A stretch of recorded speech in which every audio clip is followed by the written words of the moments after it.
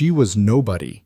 A foreign graduate student with ink-stained fingers and a half-finished dissertation, standing in the wrong place at the wrong time, and in 30 seconds, the most feared man in Seoul was going to claim her as his future wife in front of 500 witnesses, 200 camera lenses, and every criminal organization watching from the shadows.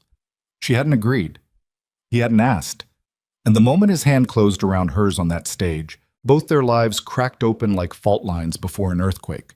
And nothing, not the contract, not the lies, not the blood that came after, would ever put them back the way they were. If you've ever loved someone you were forbidden to love, stay until the very end. Drop a like and tell me in the comments what city you're watching from. I want to see how far this story travels. The gala had been running for 3 hours before anything went wrong. That was the thing about catastrophe in this city. It never announced itself. It didn't build with swelling music or a visible countdown. It arrived the way winter did in Seoul. One moment the air was manageable, the next it was inside your lungs and you couldn't remember ever being warm. Imani Brooks had not been invited. She knew that. She had known it when she'd slipped through the service entrance behind a catering truck, flashing the volunteer badge she'd borrowed from her roommate, Min Ji, who had bailed at the last minute with a stomach bug and a text that said, "Sorry, you owe me dinner." She had known it when she'd spent 40 minutes in the employee bathroom pressing her one decent black dress flat with her palms because she hadn't owned a working iron in 8 months. She'd known it when she walked into the Grand Mirai ballroom and felt the immediate cellular difference between people who belonged in rooms like this and people who were merely inside them. She was the latter. She had always been the latter. But she was also 27 years old and writing her dissertation on corporate philanthropy and criminal capital redirection in East Asia. And Park Soo-jin, the director of the Haewon Charitable Foundation, who had promised to grant Imani a sit-down interview 3 months ago and had been ghosting her ever since. Park Soo-jin was standing 40 feet away near the champagne display, laughing with 2 men in tuxedos and clearly having a wonderful evening that she intended to have without Imani Brooks anywhere near it. So, here they were. Imani took a glass of sparkling water from a passing tray because holding something made her look like she was supposed to be somewhere. And she began to move through the crowd with the particular kind of careful invisibility she had spent years perfecting. She was good at it. She had learned it the way most people learn necessary survival skills. Not in a classroom, not from a book, but from the accumulated weight of being the only black woman in enough rooms that you either learn to move through space differently or you spent your whole life exhausted from the friction. She kept her shoulders back, her face composed. She smiled at no one and everyone simultaneously, the way the catering staff did, the way the coat check attendants did. The smile that said, "I am performing a function in this space, and you need not engage with me directly." It worked, mostly. The Grand Mirai was one of those buildings that spent more on the concept of itself than on anything structural. The ballroom ceiling was a cathedral of gold-veined marble and recessed lighting that made everyone look slightly more important than they were. Every table had fresh white peonies and candles in crystal holders. The floor was the kind of polish that reflected your feet back up at you. And Imani had spent the first 10 minutes being subtly unsettled by the ghost version of herself moving beneath her shoes. The charity being honored tonight was the Seoram Children's Fund, and the walls were hung with enormous photographs of the work. Classrooms built in rural communities, medical vans, smiling children in matching yellow raincoats outside what appeared to be a newly constructed community center. Imani had spent enough time researching the intersection of philanthropic capital and organized criminal enterprise to know that clean images could coat almost anything. But she also knew that sometimes clean images were simply what they appeared to be, and that the work, regardless of the hands funding it, reached the children either way. She was still turning that particular moral knot in her mind when she spotted Park Soo-jin separating from the 2 tuxedos, glancing at her phone, and heading toward the far corridor, probably toward the restrooms, probably alone for 60 seconds. Imani moved. She was fast when she needed to be, not aggressive. She'd learned that aggression in spaces like this read differently on her than it did on others, and she didn't have the energy tonight for whatever scene that might create. She was simply purposeful.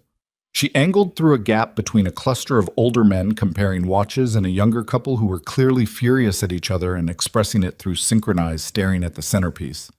Dr. Park, the woman slowed, turned. She had the particular expression of someone locating an appointment they'd forgotten making.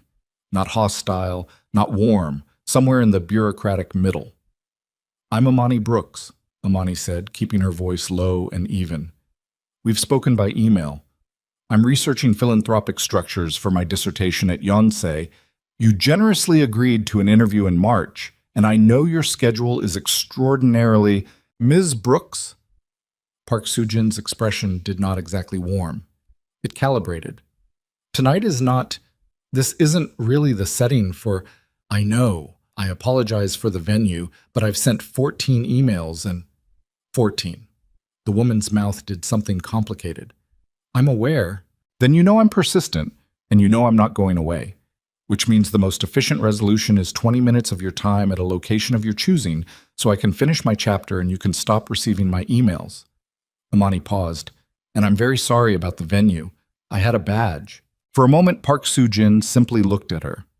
Then something in her face unlocked. Not respect exactly, but something adjacent to it. The recognition of a certain kind of stubbornness that she understood. "Tuesday," she said. 2:00. My assistant will confirm by Monday." "Thank you," Amani said, and meant it down to her sternum. Park Soo-jin moved on. Amani exhaled. She turned back toward the ballroom and allowed herself 30 seconds of pure private relief. The kind you couldn't show in the moment because showing it would retroactively make you look like you hadn't expected to succeed, which would retroactively make you look like you hadn't deserved to. She was recalibrating, finding the nearest exit, calculating how quickly she could get out of this dress and back to her apartment and the cold rice she'd left in the cooker when the light shifted. It happened fast. The general ambient buzz of 500 people networking lowered itself without instruction, the way crowds sometimes did when the air pressure changed. Some collective animal instinct detecting that something was about to require attention. Amani turned, following the unconscious choreography of the room, and saw the stage at the far end of the ballroom light up with a crispness that changed the temperature of everything. 3 men walked up the stage steps. She recognized 2 of them from her research, Shin Beom-seok, the current director of Seorim Children's Fund, and a deputy minister whose name she couldn't immediately pull.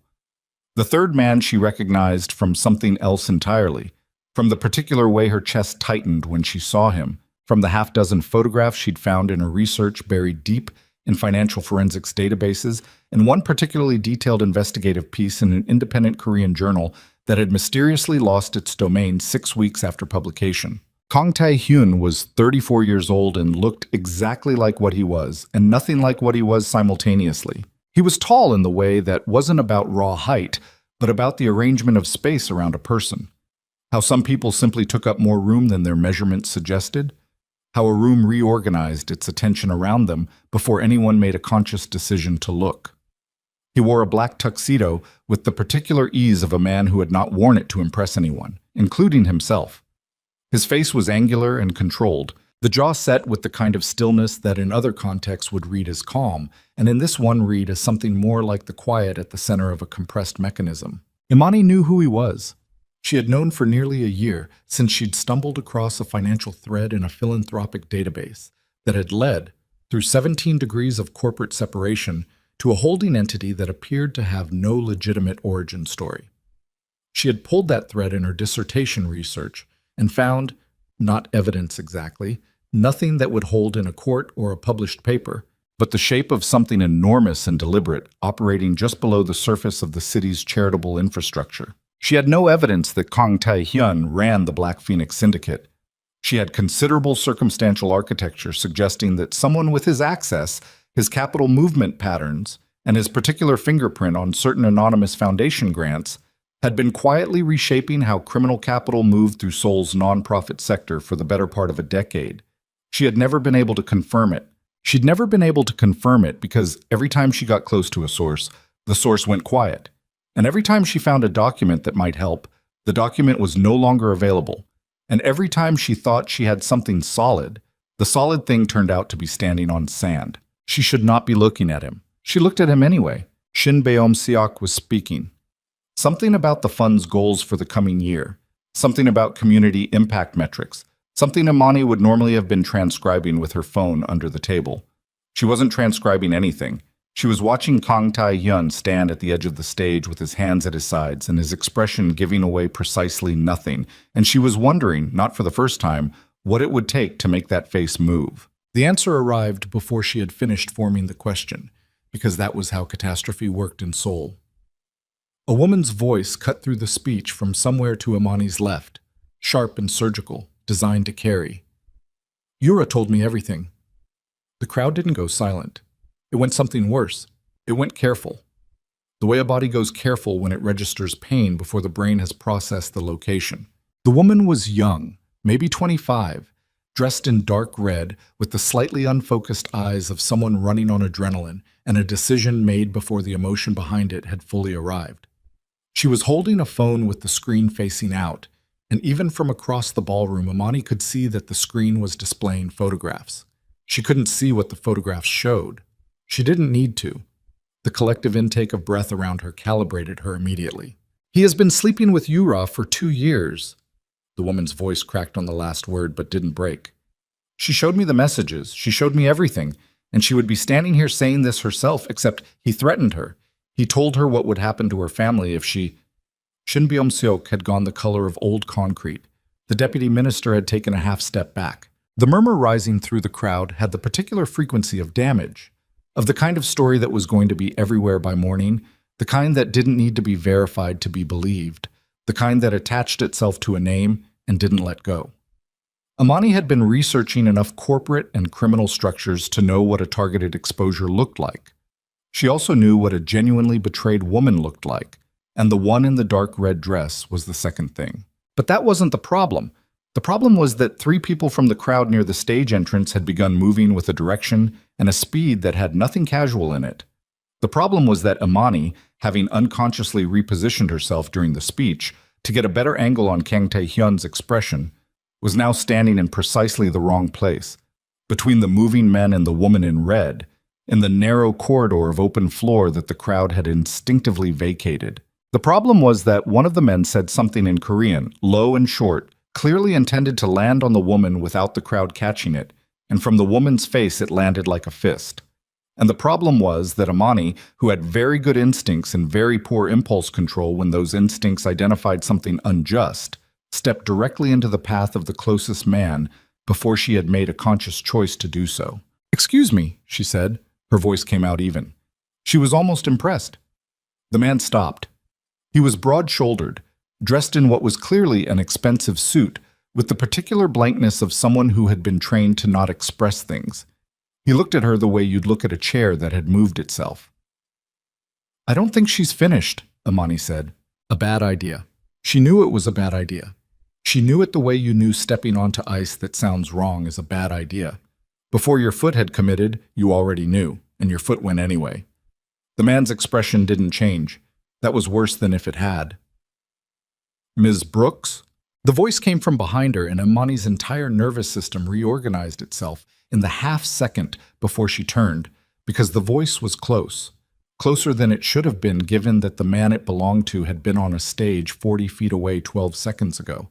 And it was low and it was precise, and it said her name with the certainty of someone who had known it for considerably longer than this moment.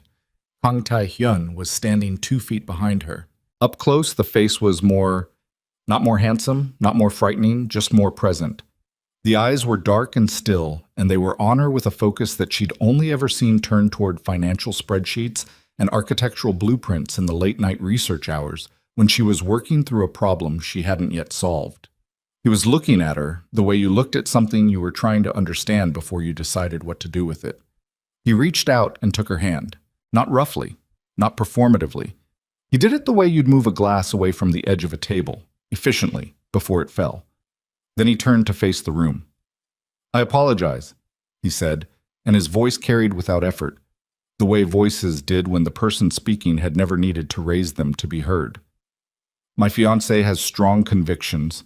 It's one of the things I admire most about her." The silence that followed was the loudest thing Imani had ever experienced. Fiancé. The word landed in the room like a stone dropped in still water. Concentric rings spreading outward, touching everything, changing the surface of everything it reached. She could feel the crowd recalibrating in real time. She could feel the three men recalibrating. She could feel, most acutely, the specific micro-expression on Shin Byung-seok's face, which had shifted from panicked to calculating in the time it took the word to finish landing. Kang Tae-hyun's hand was warm. She hadn't expected that. She didn't know what she'd expected. Maybe nothing, because she hadn't expected this to be happening at all. But warmth hadn't been part of any projection. He turned to look at her then, and his eyes were steady and unreadable, and carrying something in their depths that might have been an apology or might have been a warning. And she understood in that moment that she had approximately 3 seconds to decide whether to confirm what he'd just said or to contradict it in front of 500 people, 200 camera lenses, and whatever was behind those three men's stillness. She looked at the woman in the red dress who had gone quiet, whose phone was now at her side. Who was watching Kang Tae-hyun with an expression that Imani couldn't decode from this distance, but that read like fear modulated by something older and more complicated than fear. She looked at the three men who had stopped moving. She looked back at Kang Tae-hyun. "Next time," she said in English, quietly enough that only he could hear it, "warn me first." Then she turned to the room and let her hand stay in his, and did not say anything else, and that silence was its own confirmation. The event did not recover its prior rhythm. These things never did. But it reorganized itself around the new information with the particular efficiency of a social ecosystem adapting to a changed landscape, and within 15 minutes, the murmuring had shifted from the woman in red to the foreign woman in black standing beside Kang Tae-hyun, and the photographs on the phone had been largely forgotten in the metabolic restructuring of who the most interesting story now was. Tae-hyun did not let go of her hand for 2 hours. He introduced her to 6 people during that time. He said her name correctly every time. He translated when she needed it and stepped back when she didn't, and never once looked at her with the expression she'd been bracing for. The expression that would have said, "This is temporary, you're a prop, do not misunderstand your function here." He looked at her with something more neutral and more attentive than that. The expression of someone learning the dimensions of a space they had unexpectedly decided to enter. She didn't ask questions during the gala. She was too busy performing the particular kind of composed confidence that the situation required, and performance of that caliber required all available processing power. But she cataloged. She always cataloged. She cataloged the way the room reorganized itself around him, not with the fawning deference of people performing admiration, but with the careful spatial awareness of people who understood that proximity to him came with an invisible weight. She cataloged the 2 men who stayed within 20 feet of him at all times and never looked at him directly, which meant they were security and good security. She cataloged the way Shin Byung-seok approached them near the end of the evening, smoothly, smiling with the practiced warmth of a man who had learned to smile at dangerous things, and the way Tae-hyun's hand tightened almost imperceptibly around hers before Byung-seok was within earshot. She cataloged the fact that his hand was still warm. They left together because there was no architecture for leaving separately. The car was black and immaculate and large enough that there was genuine physical distance between them on the back seat, which Imani used to look at her hands and breathe. The driver didn't exist in the way that good drivers didn't exist, fully present, fully absent. "You know my name," she said finally. "Yes." "From?" Tae-hyun looked out to the window at the city moving past. Seoul at 11 p.m. was still entirely awake, all light and pressure and motion, the kind of city that didn't have an off switch, that simply ran at different intensities. "You've been pulling financial threads that come close to things I prefer to keep unexamined," he said. "You're thorough, and you're careful, which is more unusual than thoroughness." Imani absorbed this. "You've been watching me, monitoring. It's different." "I'm not sure it is." He turned from the window then and looked at her directly, and she made herself hold the look because she'd been training herself to hold difficult things without flinching for long enough that it had become reflex. "You stepped into the path of one of Shin Byung-seok's men tonight," he said. "Why?" "Because he was going to say something to that woman that she didn't deserve to have said in front of 500 people." "You don't know that. I know how men like that move." A pause. Something in his expression shifted, not dramatically, not in a way that would have read from a distance, but up close. In the car, she saw it. Something that might have been assessment, or might have been something closer to recognition. "What was your calculation," he said, "when you decided to step in front of him?" "My calculation was that it was wrong and I could stop it. She looked at him steadily. What was your calculation when you called me your fiancé in front of 500 people? The corner of his mouth moved. It wasn't a smile exactly. It was the place a smile might have been if circumstances were different.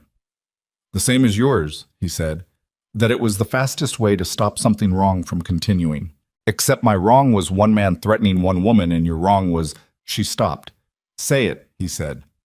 Not a challenge, closer to permission. I don't have enough confirmed data to say it accurately. She looked back at her hands. But I have enough to know that what you stopped tonight wasn't just one woman's public humiliation, and that whatever you started by calling me your fiancé is larger and more complicated than one evening. He didn't answer immediately. The city moved past them in streaks of light. I need 3 days to resolve the immediate organizational consequences of what happened tonight, he said finally. During those 3 days, you need to not be alone. Amani looked at him. Because you stepped in front of one of Shin Byum-seok's men and then stood beside me for 2 hours being photographed. By morning, those photographs will have circulated. Byum-seok will conclude that your intervention was not coincidental. He will want to understand what you know and who you work for. He paused. He is not a man who asks those questions gently. Amani's mouth went dry. She did not show it. And your solution to that? I have a house. It's secure. You would have your own space. Your research materials can be brought there. He looked at her with that same level attention that she was beginning to understand was simply the way he looked at things, fully, without softening. 3 days. 3 days, she repeated, and then we discuss what this situation actually requires, both of us, with full information. She thought about her apartment. She thought about her dissertation.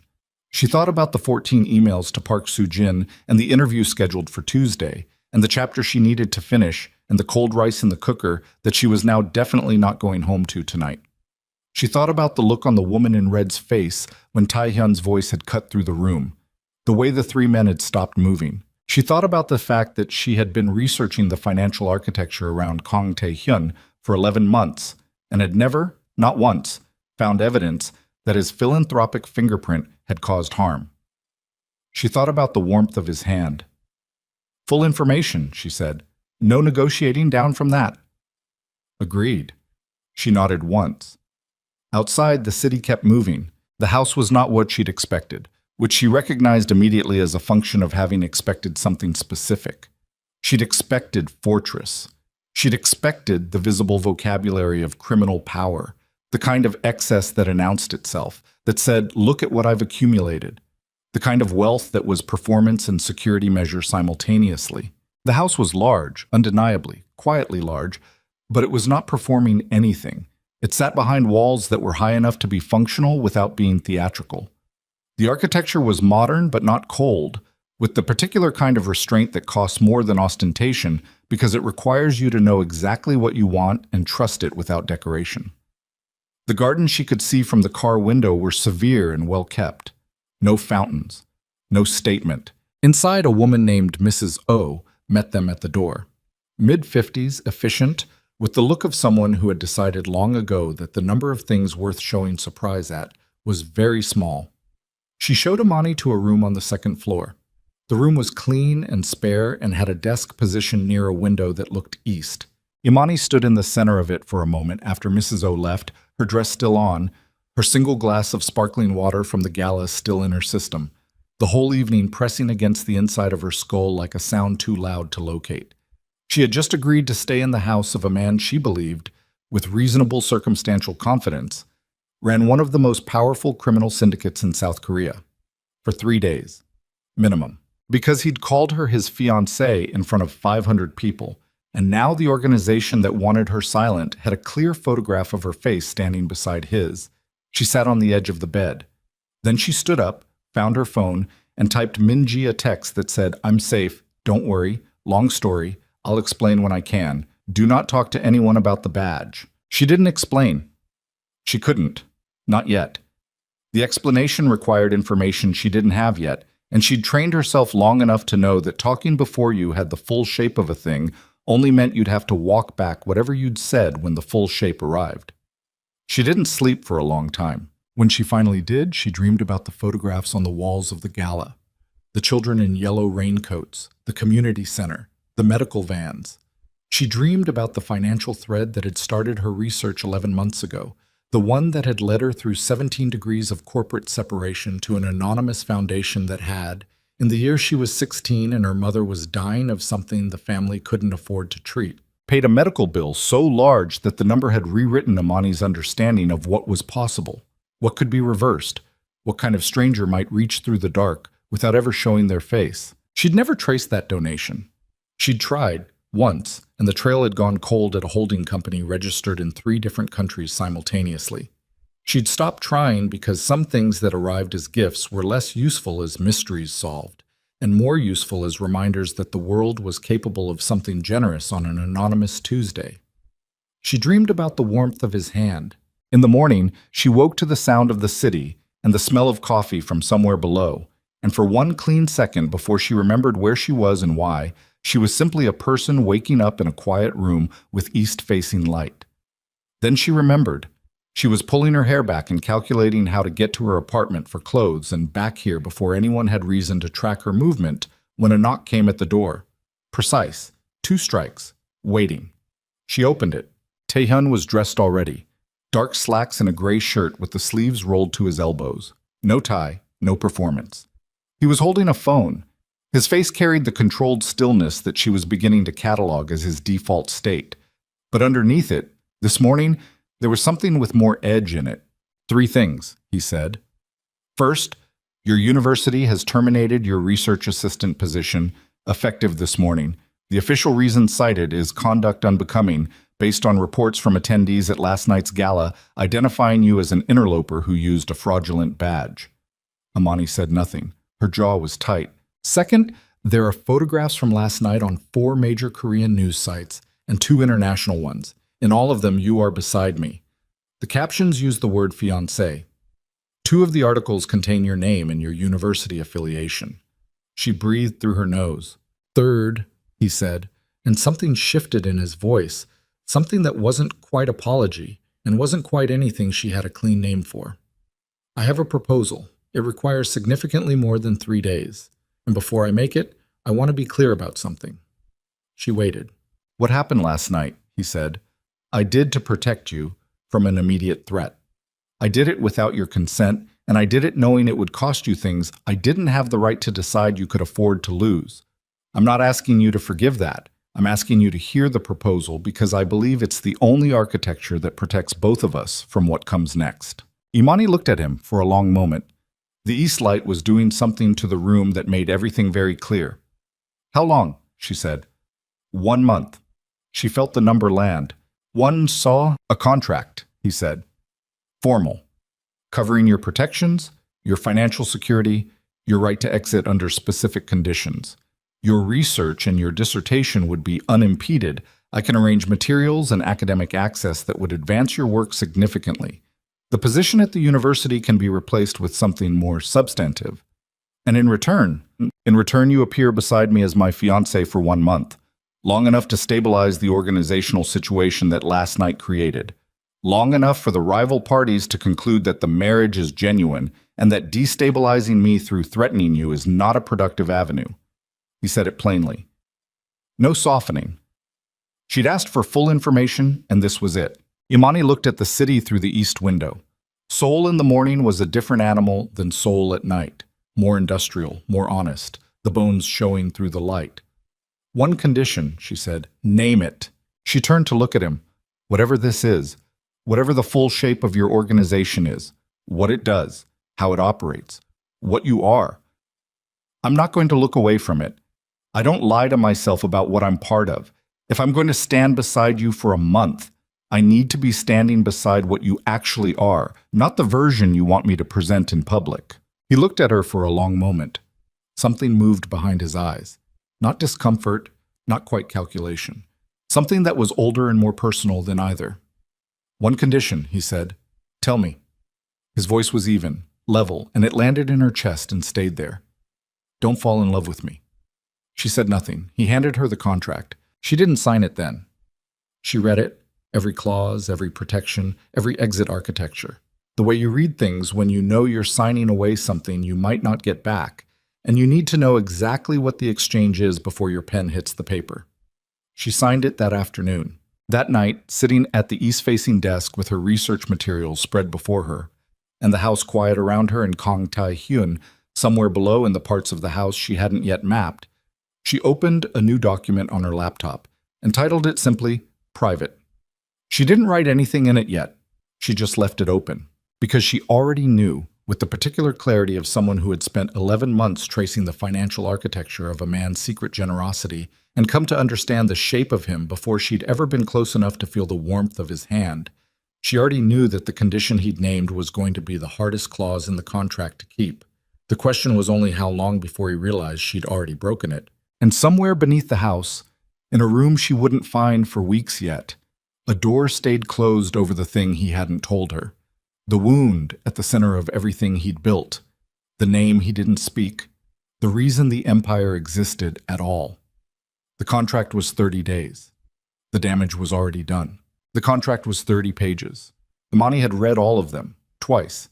She'd made notes in the margins of her own copy, questions, flag points, the 3 clauses she'd pushed back on before signing, and she'd filed the signed version in the waterproof sleeve inside her laptop bag, the way you filed documents you might one day need to produce as evidence of your own sanity. The first week inside Tae Hyun's house was an education in the specific texture of controlled silence. She had expected the security to be visible. Instead, it was architectural, the kind embedded in systems rather than bodies. The cameras she could identify were positioned with a logic she recognized from her research into private security infrastructure, covering angles rather than performing surveillance. The 2 men she'd noticed at the gala, she learned their names were Jin and Sergeant Park, the latter being both his actual surname and his actual former rank, moved through the house's perimeter on a rotation she tracked from the east window in the first 3 days without intending to. It was the researcher in her, the part that couldn't stop mapping what it moved through. Taehyun himself was harder to map. He was present in this house the way load-bearing walls were present, structurally, without announcement. He left early and returned at hours that varied without pattern. He ate dinner at the long dining table and did not watch his phone while he ate, which she found more unsettling than anything else she'd cataloged about him because it suggested either supreme self-discipline or a kind of internal quiet that she didn't entirely trust. He asked about her research twice in the first week, specific questions that demonstrated he had understood what she'd told him previously, and he listened to her answers with the same complete attention he appeared to bring to everything, which she found more unsettling still. They had their first real argument on day 9. It started, as most consequential arguments do, over something that was not actually the argument. She had been working at the east-facing desk, cross-referencing a set of foundation grant records with corporate registry data, when she hit a wall she'd hit before, a holding entity called Hoen Capital Partners, registered in the Cayman Islands, that appeared in the financial architecture of 14 different charitable organizations across Seoul with no discernible common originator. She'd been circling it for 8 months. Every approach she tried terminated at the same dead end. She was staring at the screen with the particular aggressive blankness of someone who had been staring at the same wall long enough to start hating it personally, when she heard Tae Hyun's voice from the hallway. Not raised, never raised, but carrying the specific frequency of someone delivering a decision that was not open for renegotiation. Reroute the Seorim transfer through the Jeju holding. Make sure the origination point is 3 layers removed before it hits the foundation ledger. A pause. Whoever he was speaking to was not in the hall. Earpiece then. I don't care what Beom-suk's accountant told him. The money is clean when it arrives. What it passes through to get there is not his business. Imani did not move from the desk. She heard him come to the doorway.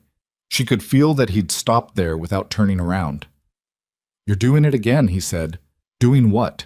That thing where you hear something and start processing it instead of reacting to it. Your shoulders go a particular way. She turned in the chair then.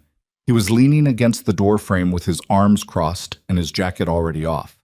The gray shirt from this morning replaced with a dark one, and he looked at her with that steady look that by now she'd stopped trying to decode and simply endured. Hume Capital Partners, she said. He didn't change expression. It's yours, she said. Not a question. The architecture of it had just rearranged itself with a click she could feel behind her sternum.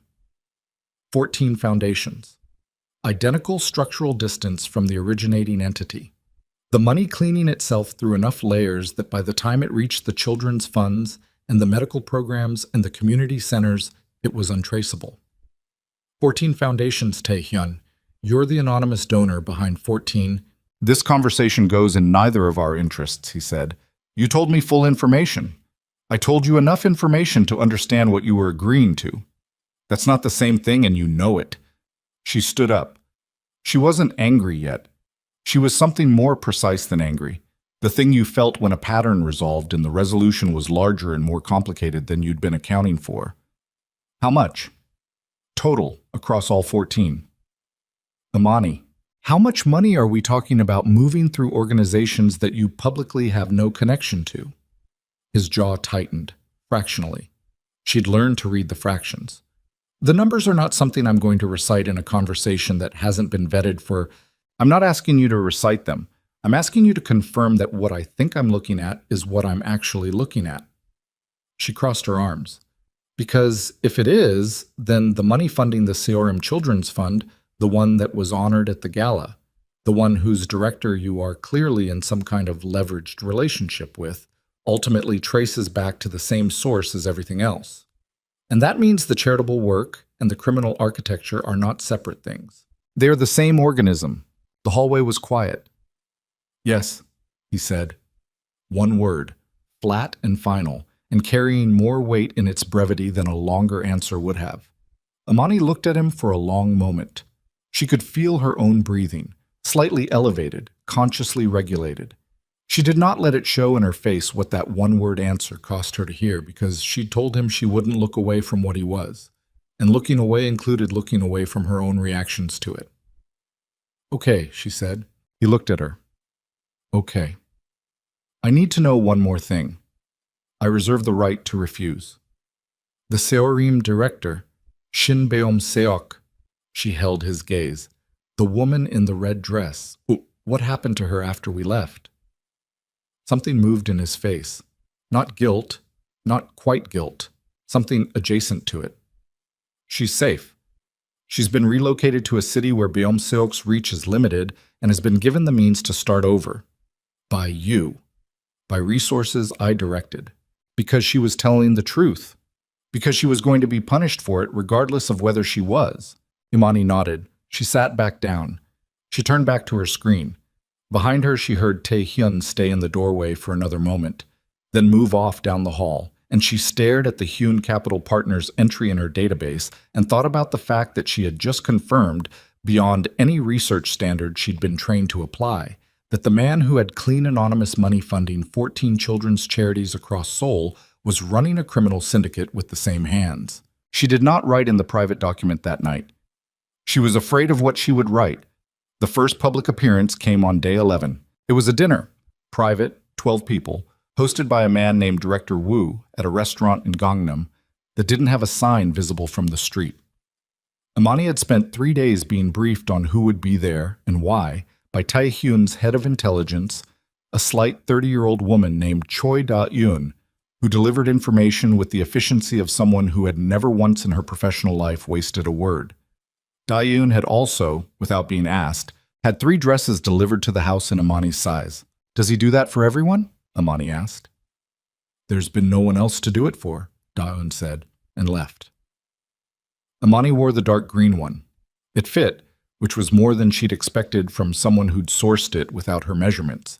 And then she remembered that she was living in the house of a man who ran intelligence operations across the Korean peninsula and recalibrated her expectations accordingly.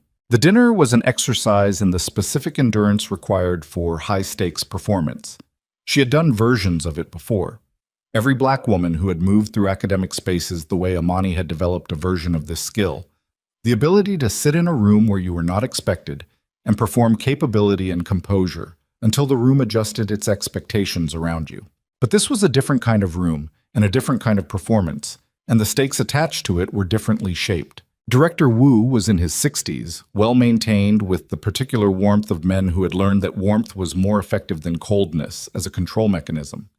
He asked her questions about her research with the specific quality of attention that told her he already knew the answers. She gave him clean, accurate versions of what she'd said in public settings, and watched him calibrate whether she was a liability or an asset, and could see, by the end of the appetizer course, that he had concluded the former. Taehyun sat beside her and said little. He didn't need to. He had the particular social skill of someone who understood that the most powerful position in most rooms was the one that required least demonstration. He let people come to him. They always did. Under the table, between the main course and the dessert, his hand found hers. It wasn't the staged contact of the gala. She understood the difference immediately. At the gala, it had been decisive and functional and pointed outward. This was different, quieter, directed at no audience, his thumb moving once across her knuckles in a way that was over before she'd fully registered it had happened. She looked at her plate and kept her face completely neutral and felt her heartbeat do something inconvenient.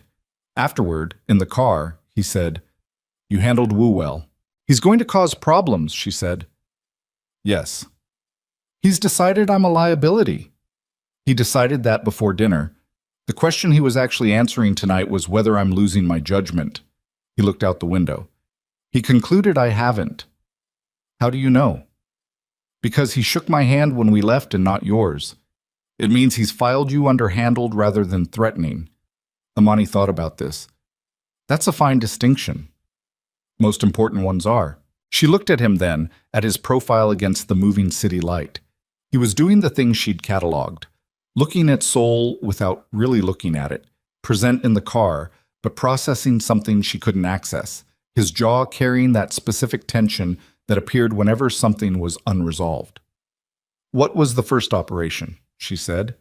The tension in his jaw became a different kind of stillness. "People don't ask that twice," he said. "I'm not most people. And you said full information." "I said enough information." He turned from the window. His eyes in the dark of the car were very direct and carrying something she hadn't seen before, so not anger, not warning, something rawer and less controlled than either. "There are things I will tell you when I decide to tell them. That is not tonight." She held his gaze. "Okay," she said. "Not concession, documentation." He looked at her for a moment longer. Then he looked back at the city. "The private document on your laptop," he said. Her stomach dropped. "I haven't read it," he said. "I want you to know that." She didn't ask how he knew it existed. She already knew the answer to that. "Why are you telling me?" "Because you should know that I know it's there, and that I won't." He paused. "Some things people need to keep for themselves. I understand that." She looked at her own hands. "Thank you," she said, which was smaller than what she felt, but more than she could afford to give. The self-defense session started on day 14. It was Taehyun's suggestion, and her agreement had been reluctant and practical in equal measure. Reluctant because the power differential of being taught something physical by a man whose capabilities she was still charting made her instincts uncomfortable. Practical because she had now been publicly identified as connected to him and had no illusions about what that meant for her personal risk profile. They used the lower level of the house, a room that was padded and mirrored and contained enough equipment to suggest it was used regularly for purposes beyond today's tutorial. He started with the basics: body weight, center of gravity, the architecture of how a larger person's force worked and how to redirect it rather than resist it. He was a good teacher. She hadn't expected that either. He was clear and precise and made no assumptions about her starting point, which she appreciated, and he corrected without condescension, which she appreciated more. He showed her something once and then stepped back and let her work through it until she'd found her own understanding of it, only intervening when she'd developed a habit that would get her hurt. On the third session, she got frustrated. She'd been working on an elbow release, a specific grip that someone larger could lock her in from behind, and she kept breaking the mechanics at the same point, the same place her instinct overrode her training and she moved wrong. And after the 5th consecutive failure, she made a sound that was not polite. "Stop fighting the instinct," Taehyun said from behind her. "I'm trying to replace it." "You're fighting it. That's different." He stepped closer. "Can I show you?" She nodded. He put her back in the grip, his arms coming around her from behind, and this close she could feel the solidity of him, the genuine physical weight of it, and she made herself stay present in the mechanics of the lesson rather than in the proximity. "Your instinct is to pull forward," he said. His voice was even and close. "Don't. Let it arrive. Let yourself feel how it wants to compress you, and then use that. Turn into it instead of away. She stopped fighting the grip. She let herself feel the full pressure of it. Then she turned, using her body weight the way he'd shown her, and felt the architecture click. She broke the grip cleanly. There was a silence. She turned to face him. He was looking at her with something that had come loose from his usual expression, something more present and less controlled. And they were close enough that she could see the scar along his left jaw that she'd been peripherally aware of for weeks without letting herself look it directly. "Good," he said. His voice was exactly the same. The something in his face cleared itself. She turned away before either of them had to decide what to do with the moment, and they went back to the mechanics, and neither of them mentioned it. But that night she opened the private document and wrote 3 words and closed it again without reading back what she'd written. It was on day 17 that the syndicate's internal tension became impossible to ignore. She'd been aware of it building, the quality of the phone calls she overheard, the way Jin and Sergeant Park moved through the house with a different frequency by the end of the second week. The meetings Tai Hyun had been taking in a ground-floor room with a closed door that she didn't approach. She'd been giving it space because she understood that the organizational consequences of the gala were still resolving, and because she had enough research discipline to know the difference between information she needed and information that wasn't hers to have. But on day 17, Choi Da-in came to her directly. She knocked, and came in and sat down without being invited, which was the first time she'd done any of those things, and she placed a photograph on the desk beside Amani's laptop. It was taken from a long distance, telephoto, slightly grainy, and it showed a man leaving what appeared to be a parking structure with 2 other men. One of the 2 was someone she didn't recognize. The other was someone she did. "That's Lee Jun-ho," she said. "He's one of Tae Hyun's. He's inner circle. Second in command for Eastern Operations," Da-eun said. "He's been with the organization for 11 years. Amani looked at the photograph. At Lee Jun-ho leaving a parking structure with a man whose identity she didn't know, but whose posture and positioning in relation to the others suggested authority. "Who's the one in the center?" "Representative of the Chongsan Group." Da-eun's voice was very even. "They are the primary rival organization in the northern districts. They've been trying to absorb Black Phoenix's operations for 3 years. Amani sat very still. "Does Taehyun know?" "He suspects. He doesn't have confirmation." A pause. "I'm telling you because you need to understand what the next 2 weeks inside this house are going to look like, and because you have a particular skill for understanding architecture. You're asking me to look at this. I'm giving you information you are already adjacent to." Da-eun stood. "What you do with it is your own decision." She left the photograph. Imani stared at it for a long time. Then she pulled up the financial database and started running the same structural analysis she used for charitable foundation forensics. Except this time she was looking at the operational financial footprint of the Chongsan Group and its intersections with organizations she'd previously mapped as adjacent to Black Phoenix's territory. It took 4 hours. What she found at the end of those 4 hours made her push back from the desk and put her hands flat on the table and breathe. The Chongsan Group's expansion into Black Phoenix territory wasn't new. It had been building for 8 months. And the financial corridor they were using to fund the move, the capital they were routing through front businesses to support the operational push, it was passing through a set of shell entities that she recognized. She recognized them because she had mapped them previously, because they appeared in the outer architecture of the Huon Capital Partner Network, which meant someone inside Black Phoenix had been funding a rival's expansion using the organization's own redirected capital. Lee Jun-ho had been bleeding the syndicate from the inside for 8 months. She stood up. She went downstairs. She found Tae Hyun in the ground floor room with the closed door, and she knocked twice and opened it without waiting. He was at a table with Jin and 2 men she didn't recognize, and he looked up at her entrance with an expression that had something dangerous in it that receded when he saw her face. "Out," he said to the room, quietly. They went. She put the photograph on the table. She put the printed network map beside it. She put the financial trail summary on top of both, and she stood back. He looked at it. He looked at it for a long time without touching any of it, and she watched his face, and what moved through it was not surprise. It was confirmation of something he'd been refusing to fully believe, the moment when a suspicion becomes a fact and the fact requires a response you've been holding at bay because you didn't want the suspicion to be right. His jaw was very tight. How long did this take you? He said. 4 hours.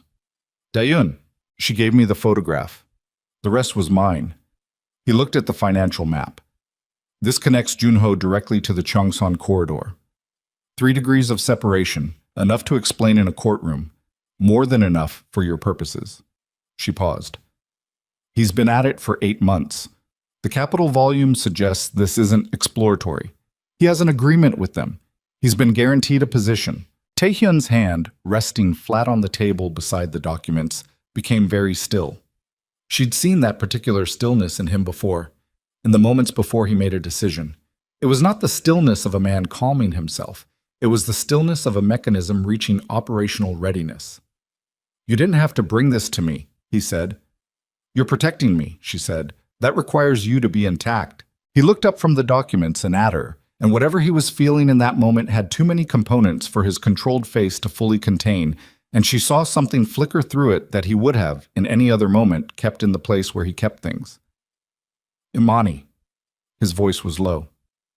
What I'm going to have to do about this, I know. It won't be clean. I know that too. She held his gaze. I told you I wasn't going to look away. He looked at her for a moment that lasted longer than it should have, long enough to become something else. And then he picked up the documents and walked to the door, and she heard him speaking into his phone before he'd reached the hallway, his voice dropping back into the professional register that left no room for anything personal. She stood in the empty room alone. She looked at the space where he'd been standing. Then she went upstairs and opened the private document and began to write, really write, for the first time. Not 3 words and a closing, but the full shape of what was inside her, the thing the contract had forbidden, and the month was more than half gone, and she had put herself in the path of a man's security detail at a charity gala because she couldn't look away from injustice. And she couldn't look away from him either, and she'd known it, she realized. She'd known it for 11 months, since the first time she'd traced the financial architecture of his anonymous generosity and found herself thinking about the hands behind it at 3 a.m. when she was supposed to be. She didn't finish the sentence. The document was still open on her screen, cursor blinking at the end of the incomplete thought, when she heard the sound from below. Not loud, not the kind of sound that announced itself as significant, just a single sharp impact followed by a silence that was a different quality than the silence before it. The kind of silence that meant something had changed in the architecture of the house. Imani closed the laptop. She sat still for 4 seconds, running inventory on what she could hear. Nothing from Jin's usual position near the east stairwell, nothing from Sergeant Park's rotation pattern she'd mapped in the first week, nothing from the ground floor room where Taehyun had been making calls. Nothing was wrong in the way that nothing being wrong was itself wrong. She stood up, and she moved to the door in her socks because heels on this floor announced you from 20 feet, and she opened it 2 inches and listened. The hallway was empty and lit and completely incorrectly quiet. She had spent enough time in this house to know its sound, the specific ambient frequency of a building with 6 people moving through it at various distances, the particular acoustic signature of security rotation, the refrigerator cycle in the kitchen below that ran every 40 minutes. All of it was absent. She was hearing the house the way you heard a body when the heartbeat stopped. The structure still present, the animating current gone. She went down the stairs. She found Jin on the ground floor near the east corridor, sitting against the wall with his hand pressed to the side of his head and blood coming through his fingers at a rate that was manageable but not good. He saw her, and his expression did something that was trying to be reassuring and landing closer to grim. Where? She said.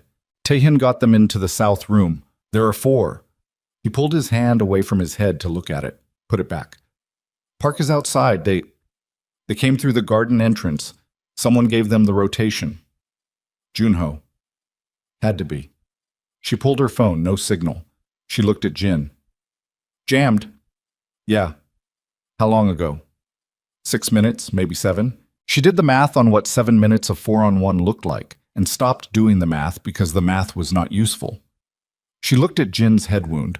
She looked at the east corridor. She looked at the direction of the south room, which she had never been inside, which had always been the closed door at the end of the hall that she had respected without being asked to. Can you walk? She said. Can walk. Can't be useful for a few minutes. Stay here. She moved. She did not have a weapon. She had spent 14 days learning how to break a grip and redirect force and use her body weight effectively against a larger opponent, and she had nothing else. And she moved down the east corridor toward the south room with her back near the wall and her breathing as controlled as she could make it, and her mind doing the thing it did under pressure, going very clear and very cold and processing only what was immediately necessary. She heard his voice before she reached the door. Already sent the documentation. That was Tae-hyun, even. A door couldn't fully contain that voice. Burning me doesn't get you what he promised you. It gets you a very short window before the counter-movement closes it. A different voice, one she didn't know. The window's long enough. For what specifically? For us to move the Seorim accounts before your people freeze them. For the Cheongsan transition to complete. For Junho to collect what he was promised. A pause. He's not in this room, is he? He sent you. Silence from the other voice. He sent 4 of you, Tae-hyun said, which means he's either underestimating me or he wanted this to be survivable for someone, which means he's not burning the relationship entirely, which means his arrangement with Cheongsan isn't as solid as he told them it was, which means enough. A third voice now, harder than the second. We're not here to debate his logistics. Then what are you here for? The access codes for the Hune network, all 14 foundations. We transfer the capital, we walk out, you get to keep breathing. Amani was at the door now. It was not fully closed, a 3-inch gap, which was either careless or deliberate, and she couldn't tell from this angle. She looked through the gap. The south room was not what she had imagined. She had told herself, in the 3 weeks she'd lived in this house, that she hadn't been curious about the closed door. She'd been lying to herself. She'd been deeply, specifically curious, and in the idle spaces between research sessions, she'd constructed versions of it. A security operations center, a weapons room, a space full of the visible infrastructure of criminal enterprise. It was none of those things. It was a memorial. The walls were covered, carefully, completely, with photographs and framed playbills and handwritten notes pinned under glass. A dancer, in image after image, caught mid-motion in the specific suspended grace of someone who had spent their entire life learning to make the body defy its own weight. Young, maybe 20 in the earlier photographs, older in the later ones.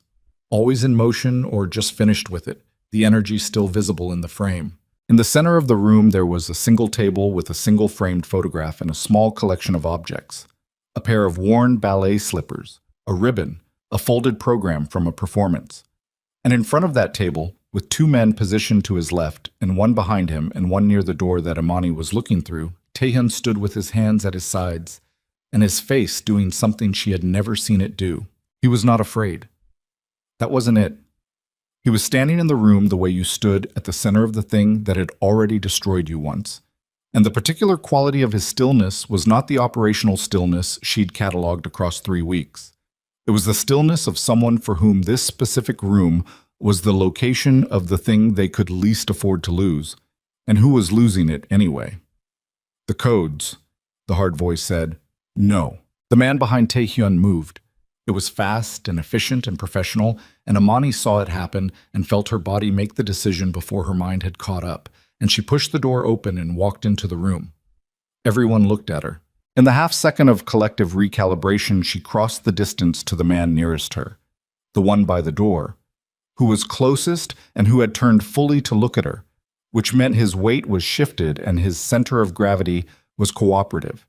And she did the thing Tae-hyun had shown her. She let the instinct arrive, and then she turned into it instead of away, and she hit the man's wrist at the precise angle that disrupted the grip he was reflexively reaching for. And she moved past him and put herself between him and the table with the ballet slippers on it. The room was very still again. Tae-hyun was looking at her. His expression had gone through 3 things in under 2 seconds and arrived at something she couldn't name. Well, the hard voice said. He was the second largest man in the room, late 40s, with the specific patience of someone for whom violence was a professional tool rather than an emotional one. He looked at her the way you looked at a variable you hadn't planned for. The fiancé. The fiancé, Amani confirmed. Her voice came out even. She was almost impressed again. You want to step out of this room. I'm fine where I am. Miss Brooks. That was Taehyun. His voice had something in it she hadn't heard before. This is not the situation for... I heard the conversation, she said. I know what they want. She looked at the hard-voiced man. The Huon capital codes. 14 foundations. Total capital transfer. She looked back at Taehyun. Don't give them the codes. Imani. The money in those foundations represents 8 years of infrastructure, 14 communities. She didn't look away from him. Don't. The hard-voiced man made a sound that might have been reluctant appreciation. She knows what this is, he said to Taehyun. Interesting fiancé. Relocate her, Taehyun said. His voice had gone to a place she hadn't heard before.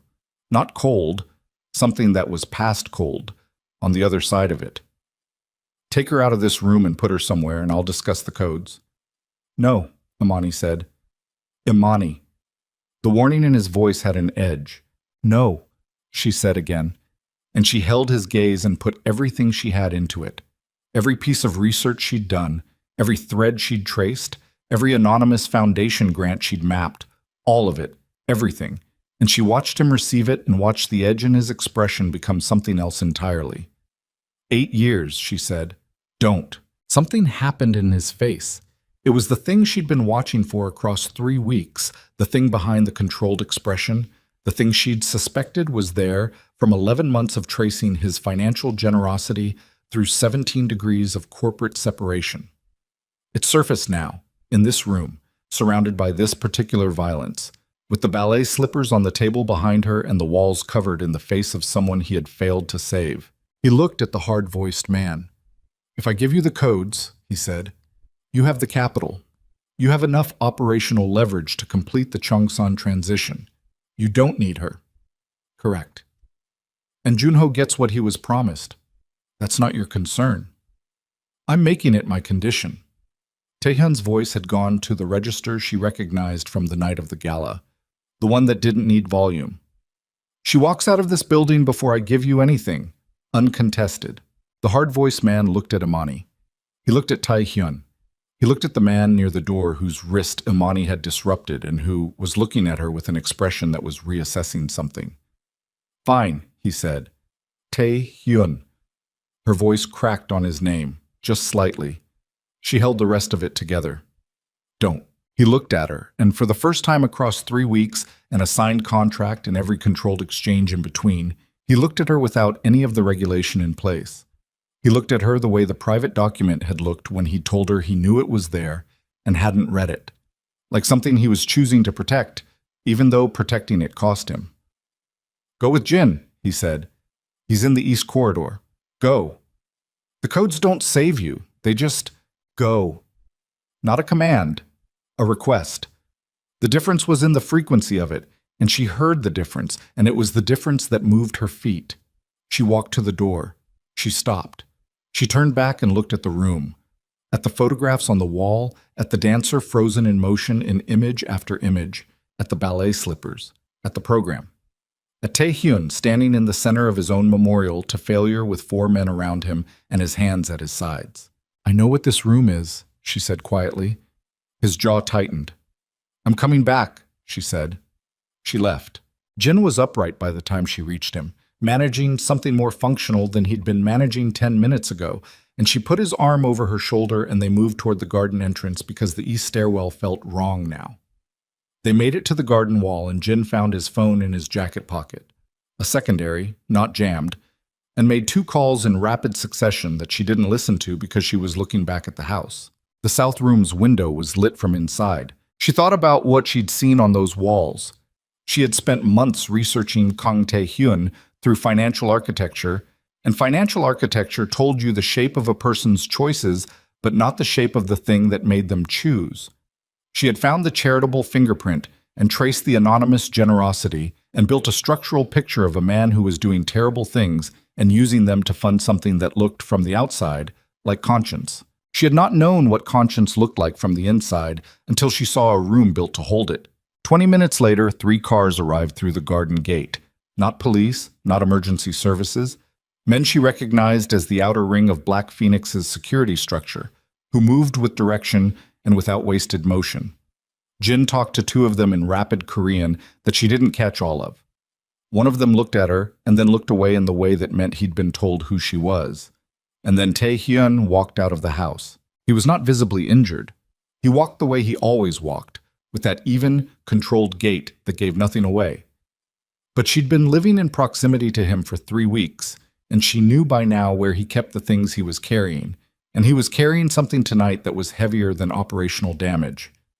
He saw her. He stopped walking. She crossed the garden to him. "The codes," she said. "The transfer has been frozen." His voice was level. Dae-yun had a secondary block in place on the Hyun network.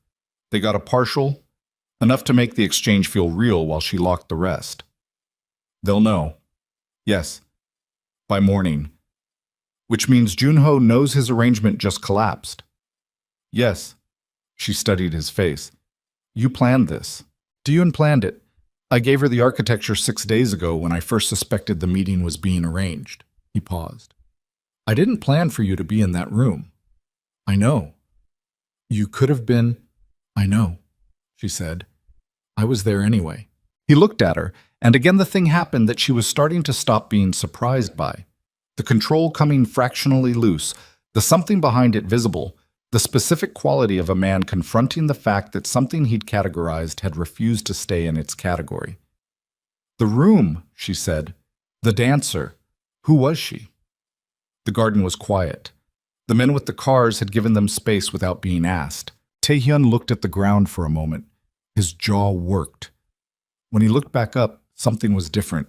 Something had been decided in the brief interval of looking down, and the decision had cost him, and he was going to make it anyway. "Her name was Seo Yeon," he said. "She was 26. She was the best person I have ever known." Amani was quiet. "She was a dancer with the national company. 8 years ago, before the syndicate, before any of this, she became the target of a smear campaign run by the organization that controlled the performance venue's funding. They wanted her out because she refused to sign a contract that gave them 60% of her future earnings, and she had enough profile that her refusal was visible. So they destroyed her visibility." His voice was very even, too even, the kind of even that was structural. Photographs, fabricated accusations, anonymous reports to the company's board.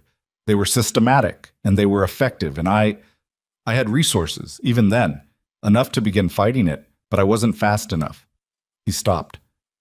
"She was killed in a car accident 3 months into the campaign. The official finding was driver error." He paused. "It wasn't driver error."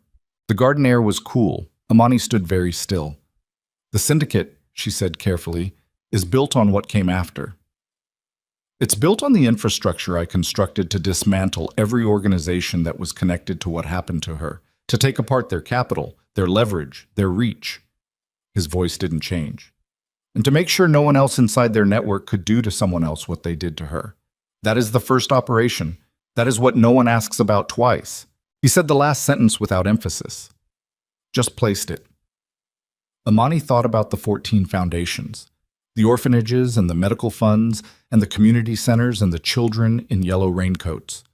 She thought about a medical debt paid when she was 16 and her mother was dying of something her family couldn't afford. She thought about the shape of a man's grief translated across 8 years into the most complex, anonymous infrastructure of generosity she had ever mapped. She thought about him standing in that room tonight with 4 armed men around him and his hands at his sides and his face doing that thing she'd never seen it do. And she understood now what she'd been looking at. He had built an empire over a grave, and he tended both with the same hands. Tae-hyun. He looked at her. She reached into the pocket of her jacket. She pulled out her phone. She opened the private document, the one he'd told her he knew existed and hadn't read, and she held it out to him. He looked at the phone. He looked at her. "You said you wouldn't look away," he said. "I'm not looking away," she said. "I'm showing you what I was looking at." He didn't take the phone immediately. He looked at her for a long moment in the garden light, and what moved through his face was something she didn't have a clean word for. Not surprise, past surprise, the thing after surprise when you've processed it and arrived somewhere more complicated. He took the phone. He read it. She watched him read it, watched his eyes move across whatever she had written at 3 in the morning in a voice she'd never intended him to hear. The accumulation of 3 weeks and 11 months, and the warmth of his hand, and the self-defense sessions, and the dinner in Gangnam, and the word fiancé landing in a ballroom like a stone in water. When he finished, he looked up. His face was doing several things simultaneously, none of which the controlled expression was fully managing. He opened his mouth. His phone rang. Not the primary, the secondary, Jin's model, the unblocked one. He answered it because the specific ringtone meant it was Da-Eun, and Da-Eun only called the secondary in a situation that overrode everything else. He listened for 11 seconds. She watched his face go through the thing that was past cold and come out somewhere she had never seen him arrive. "Where?" he said. He listened. "How long ago?" He listened again. "Lock the Seorim accounts, all of them. Pull Park in from the perimeter, and—" He stopped. His jaw worked. "Say that again." Whatever Da-eun said again made his hand tighten on the phone until the knuckles changed color. "The private document," he said, "on her laptop, upstairs." His voice was absolutely flat. "When?" He lowered the phone. He looked at Imani, and for the first time in 3 weeks, the careful machinery behind his eyes was fully offline. Not damaged, not compromised, simply gone, replaced by something that was naked and direct and had nothing to protect itself with. "Junho wasn't working for Chung-san," he said. She felt the air change. "He was working for Director Wu," he said. "The dinner, 11 days ago. Wu had your dissertation materials scanned from the research bag you left in the coat room. He's known for 10 days what you know about the Hun network. He's known everything you've been working on." He paused. "And he leaked it. Tonight. To 3 journalists and 2 law enforcement contacts he owns." Imani's mouth went dry. "Your research, your name, your analysis, your financial mapping of the Hun network. It's going to be in the morning edition of 2 newspapers as the work of an academic collaborator who helped a criminal organization launder philanthropic capital." He said it flat and complete, the way you said things that were already done. "They've constructed the story as yours, the 14 foundations, the capital movement, the shell entities, attributed to your methodology, your authorship." She heard the words. She heard them land. She understood, with the complete and nauseating clarity of someone whose entire academic architecture had just been weaponized against her and published under her name. That her dissertation, her career, her credibility, her years, all of it had just become the evidence of a crime she had not committed, would be indistinguishable from the documentation of one she had. And somewhere in the house behind them, on her east-facing desk, her laptop held the private document he was still holding her phone open to. And the private document held everything she felt, and by morning her name would be attached to everything she knew, and the 2 things together would make her exactly the weapon Wu needed to dismantle Kang Tae-hyun from the outside, while Junho had been working to dismantle him from within. She had been the architecture of the trap the entire time. She had walked into this house with a research bag and 14 months of financial forensics, and she had handed Wu everything he needed to destroy them both, and she hadn't known, and not knowing didn't change what the morning was going to look like.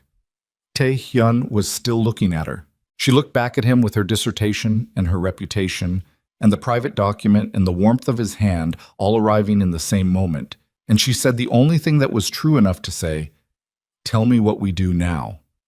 And the look on his face told her that for the first time in 8 years of building an empire over a grave, Kang Tae-hyun did not have an answer ready, because the person standing in front of him asking the question was the first variable he had not known how to. He didn't have an answer ready because she was the first variable he hadn't planned for. That lasted 4 seconds. Then Kang Tae-hyun put her phone in her hand, closed her fingers around it, and walked back into the house. And she followed him because standing in the garden alone was not a category of option she was willing to occupy. Daeun was already inside at the ground floor table with 2 laptops open and 3 phones arranged in a row, and the specific expression of someone managing a cascade failure with the tools available, which were not sufficient but would have to be. She looked up when they came in and looked at Imani with something that was not quite apology and not quite anything else. And Imani understood that Da-eun had known about the coat room and the research bag and had not known in time. "The journalist," Tae-hyun said. He didn't sit. He stood at the end of the table and looked at the screens. Who are they running with? Lee at the Herald and Park Sung-min at the Independent Digital. Both have the package. Both received it 2 hours ago. Da-eun's voice was flat and operational. The law enforcement contacts are Prosecutor Hwang's office. He's been looking for a way into the Hyun network for 3 years. If Woo gave him Imani's mapping with her name on it, he has enough to open a formal investigation by morning. Can we pull the package? From Lee, possibly. Park Sung-min already filed the digital version. It went live 40 minutes ago. She paused. I found it when I was running the secondary lock on the foundations. Imani stood very still. It's already published. A partial version. The full print edition isn't until morning. Da-eun looked at her directly.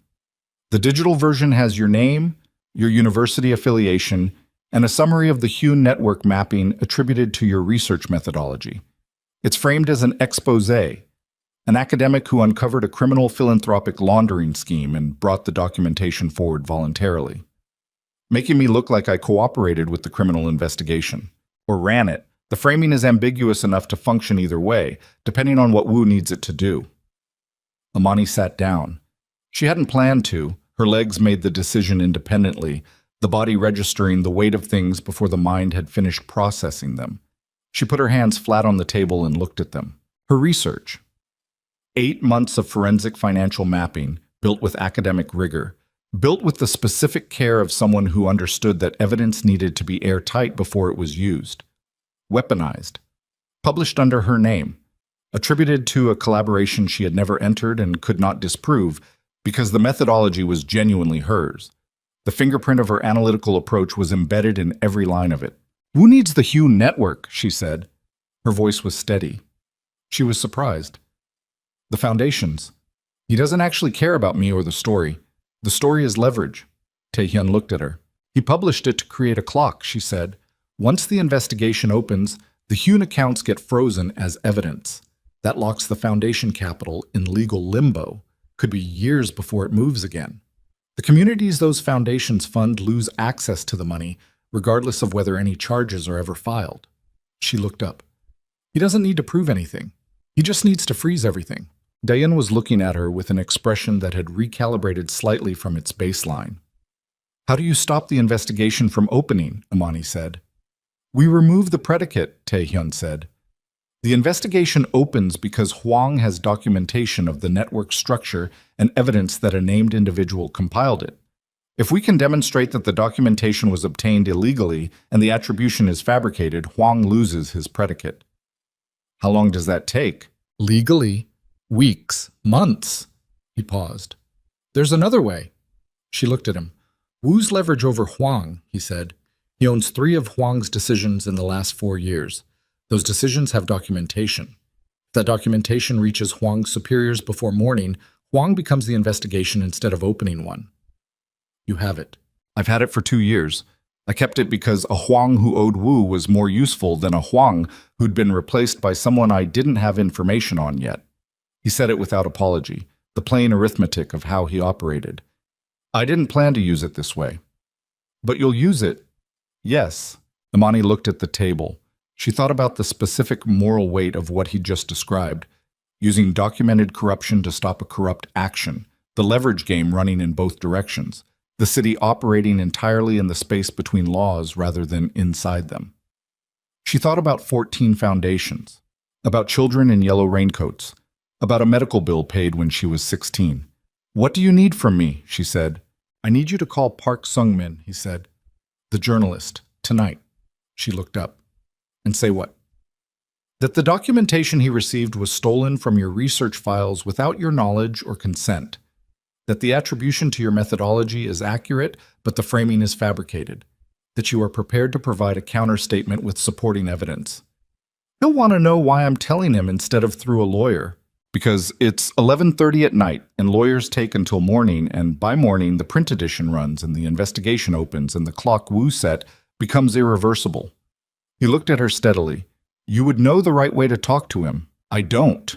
She understood what he was doing. He was giving her a function that was hers, using her language, her credibility, her voice in the way it had value that his didn't. in the space that his organization couldn't reach. He was asking her to walk into this as a partner rather than a protected variable. The contract said fiancé. This was something more specific than that. "Give me his number," she said. Dae-yun slid a phone across the table with the number already on screen. Imani called it. Park Sung-min answered on the second ring because journalists who'd just published something significant didn't sleep, and his voice had the specific quality of someone already braced for the incoming consequence of whatever they'd just filed. "Mr. Park," she said, "my name is Imani Brooks. You published a story 40 minutes ago that uses my name." A silence. Then, "Miss Brooks." Carefully, "I'm going to tell you 3 things," she said. "First, the research methodology attributed to me in your story is genuinely mine. I did build the analytical framework that was used to map the Hue network. That part is accurate. Second, I did not provide that documentation to you or to whoever sent you the package. It was stolen from my research files. Third, the framing of my role in that story is fabricated by a party who wanted to use my academic credibility to open a legal action that serves his financial interests." Another silence. Longer this time. "That's a significant claim. I know. I'm making it anyway because it's true and because you are a journalist who presumably prefers to publish accurate things." She paused. "I can provide you with time-stamped documentation of my research process, email chains establishing the timeline of when my files were accessed without authorization, and a formal counterstatement by 6 a.m., if you're willing to hold the print edition pending verification of the attribution." She could hear him breathing. "Who accessed your files?" he said. "I'm prepared to tell you that on record in a formal interview tomorrow. Tonight, I need the print edition held." She held the phone and waited and looked at Tae-hyun across the table, and he was watching her with that complete attention she'd cataloged from the beginning, the kind that didn't miss anything. "I'll need to call my editor," Park Sung-min said. "I'll stay on the line." He put her on hold. She sat with the phone against her ear and her other hand flat on the table and her heartbeat doing something that was not panicked but was not calm, the particular intermediate state of someone running on the edge of what they had available and declining to look down. Tae-hyun stood up quietly and moved to the other side of the room and began speaking to Da-eun in low, rapid Korean that she didn't try to follow. She kept her breathing even and waited. 7 minutes. Park Sung-min came back. "The print edition will be held pending an independent verification of the attribution claims. I'll need your formal statement by 5 a.m. "You'll have it," she said. She lowered the phone. She looked at Tae-hyun. He looked back. "One down," she said. "One down." He was already moving. "We have 4 hours before the secondary clock runs. Wu will know the print edition was pulled within the hour. He has a contact at the paper. When he knows, he accelerates. He'll go to Hwang directly and push for the investigation opening without waiting for the morning edition. So we need the documentation on Hwang in Hwang's superior's hands before Wu can make that call." "Yes." "How?" "I know where the deputy commissioner is tonight," Da-eun said. "He's at a late dinner in Itaewon. He will have his secondary phone, the personal one, not the office line." "You're going to call the deputy commissioner of the Seoul Metropolitan Police at midnight," Imani said. "No," Tae-hyun said and picked up his jacket. "I'm going to go see him." She stood up. "I'm coming." "Imani, you just used my credibility to hold a print edition. I'm not sitting here while you go negotiate with a police commissioner at midnight." She held his gaze. "Full information, full partnership. That was the agreement." He looked at her for a beat that stretched longer than necessary. "Don't get out of the car until I say," he said. The drive to Itaewon took 11 minutes. The city outside was running at its late-night frequency. Still lit, still moving, the streets populated by the particular mix of insomnia and nightlife that Seoul sustained past midnight without apology. Imani sat in the back beside Tae-hyun and did not look at him and felt the warmth of him in the car's close space and thought about the private document and the way his face had looked when he read it and filed all of it in the part of herself that she was managing separately from the operational emergency. Jin was in the front with the secondary driver.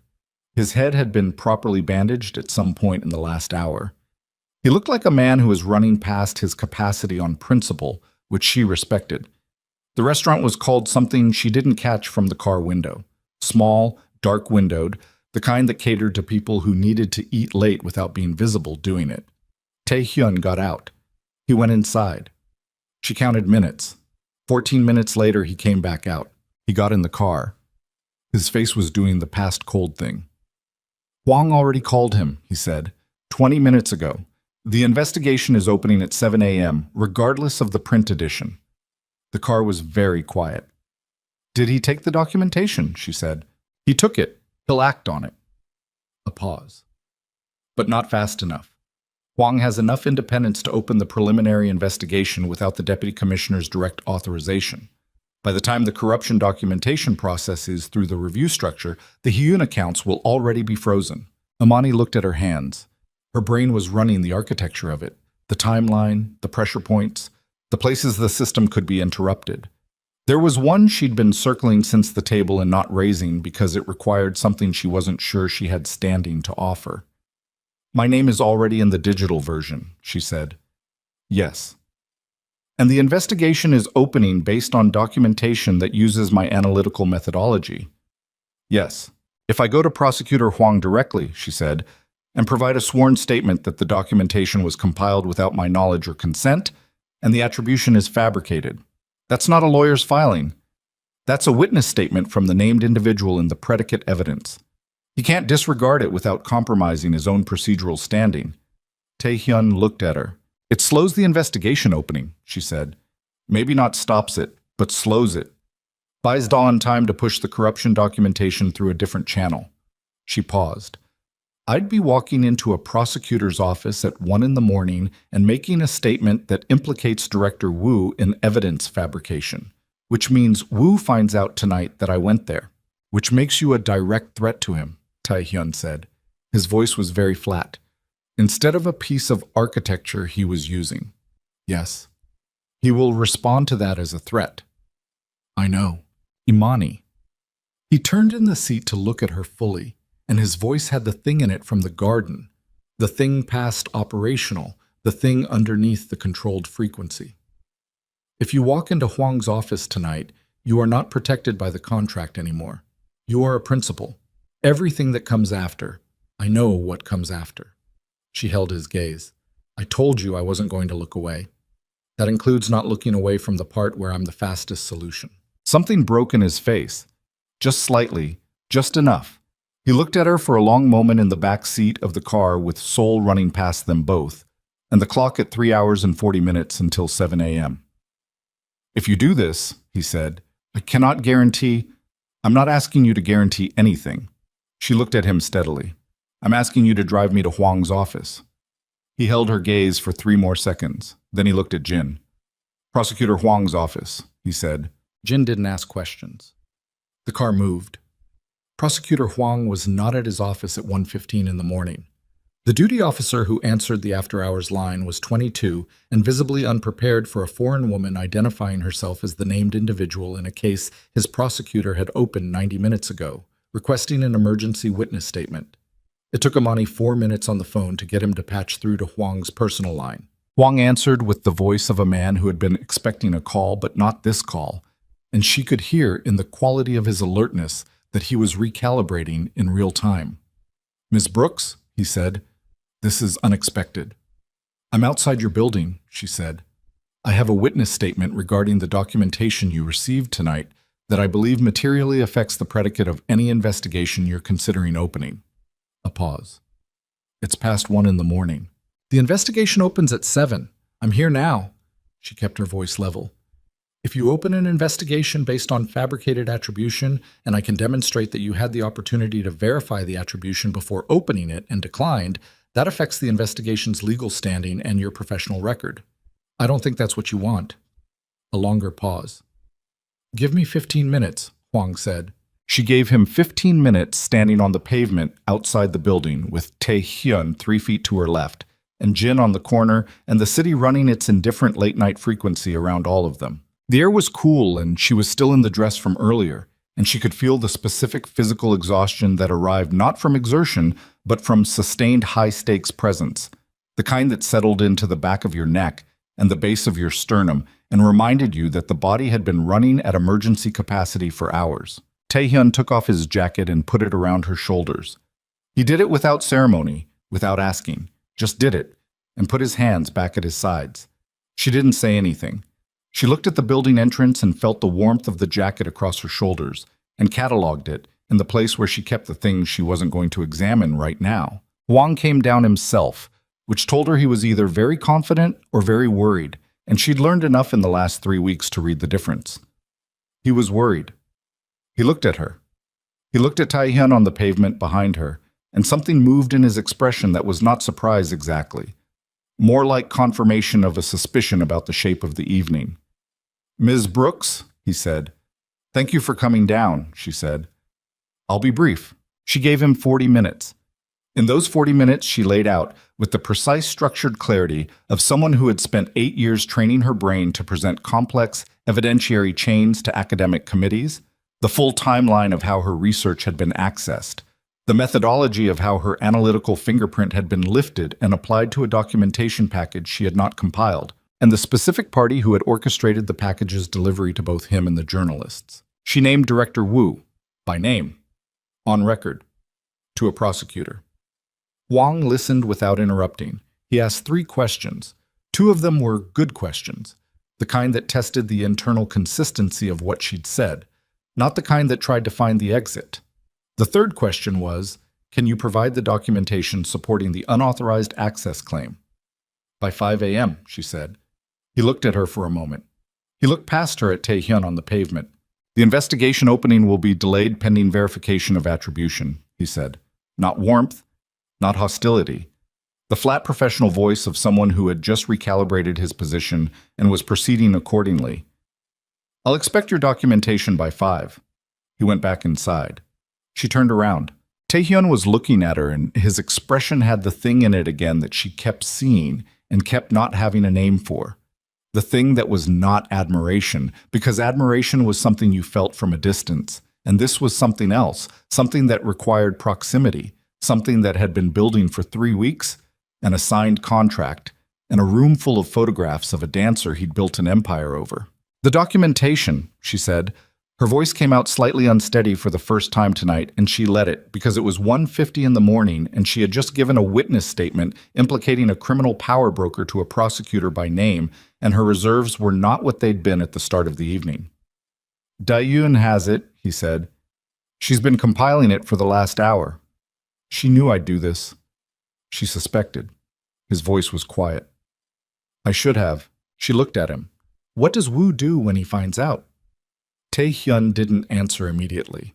He looked at her with that level directness that she'd learned to read as the precursor to something he'd decided to say fully rather than partially.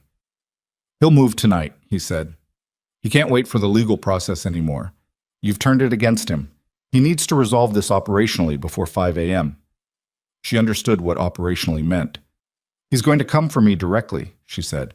"Yes." Taehyun's voice was very level. "Which is why we are not going back to the house."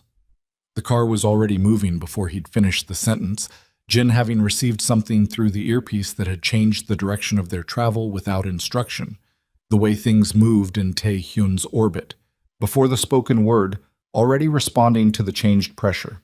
Imani felt the jacket still around her shoulders. She felt the city changing as they drove, the neighborhood shifting in character the way Seoul did when you moved fast through it at night, the lighting changing, the density of street life thinning.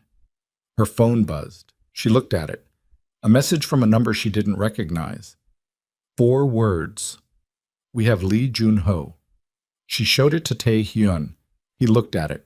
His jaw did the thing. "Da-yun," he said to Jin.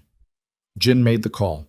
Dayan's voice came through the speaker, and what she said in the next 45 seconds rearranged everything again, because Junho had not simply been working for Wu. Junho had been building a separate documentation package of his own for the last 8 months, a parallel record of every financial decision Taehyun had made, every capital movement, every foundation transfer, intended as his exit insurance if the Chongson arrangement fell through. And Junho, cornered and abandoned by Wu after the failed house operation, had made a call to a federal organized crime division, not the Metropolitan Prosecutor's Office. Federal.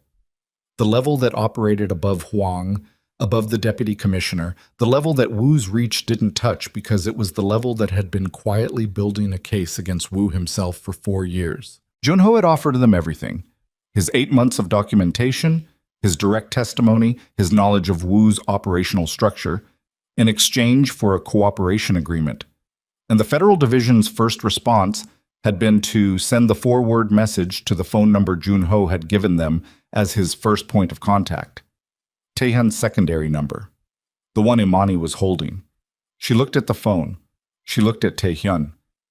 "They contacted you first," she said. "They contacted the number Junho gave them," he said. Something was moving in his expression that she hadn't catalogued before. Something that was arriving at him the way convergence arrived. Multiple separate forces meeting at a single point. The point being now. The point being the back of this car. The point being her holding a phone with 4 words on it that meant the entire architecture of the last 3 weeks had just found its resolution, and the resolution required him to walk through a door he had spent 8 years keeping closed. Cooperating with federal organized crime investigators meant the empire ended, not destroyed, transformed, turned over.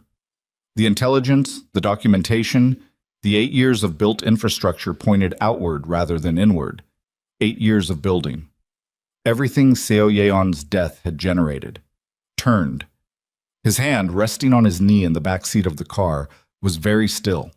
She reached out and put her hand over his. She didn't say anything.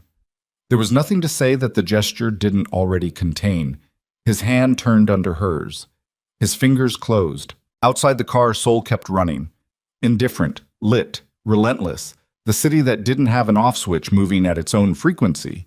While inside a single black car, 2 people sat with their hands closed around each other, and the weight of an 8-year empire pressing on one of them, and the weight of a demolished academic career pressing on the other, and the choice that would determine what both of their lives looked like, pressing on both of them simultaneously, and the clock on the dashboard reading 2:47 in the morning, with 5 a.m. arriving whether they were ready for it or not, and Director Wu somewhere in this city, making the call that would send men toward them before the hour was out, and Junho somewhere in federal custody, waiting to see if the number he'd given them produced a response, and the response sitting in Imani's hand in 4 words, and the weight of everything that followed them, and Taehyun's face in the car doing the thing she had no clean name for, and his hand warm and certain around hers.